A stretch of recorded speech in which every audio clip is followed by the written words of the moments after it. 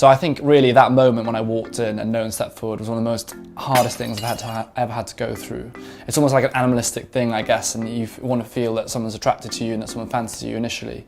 And yeah, in that moment I was absolutely gutted, I think it's fair to say. But you know, actually, looking back, I think it probably was a good thing. You know, it taught me a lot of lessons. I learned to pick myself up from that moment, and you know, I think moving forward from my experience from Love Island, I'm much more confident because of it. And actually, I think I can deal with a lot of things like that could be thrown at me.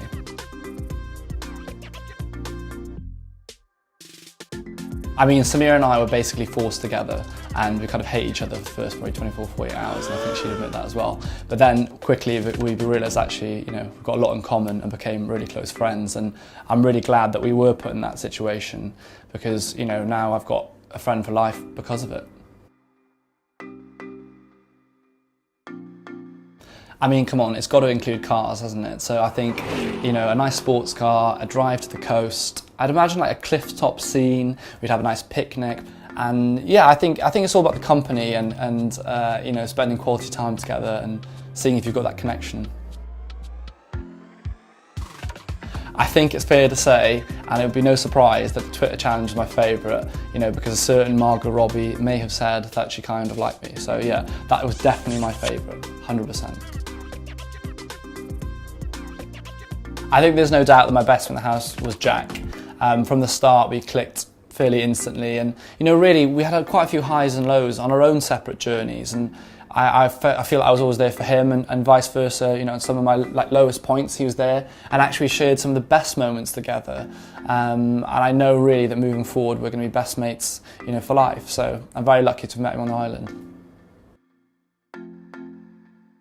I mean, after Love Island, even I'm questioning myself what my type on paper is really, but you know, really for me the most important thing is that it's personality. It's about having that connection on a deeper level. It's just about that human kind of like pure connection, being on the same wavelength, I guess.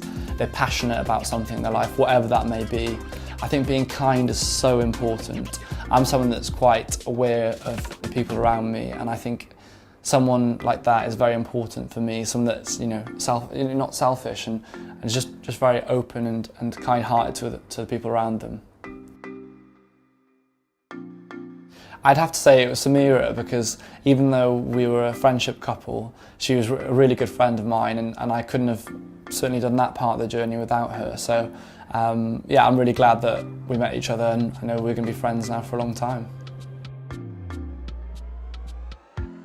So the best day I've been on was when I took a girl along the Thames, and we had like a nice walk. It was really sunny. We actually went on the London Eye, which was amazing because it was such a clear day, you could see over the whole of London.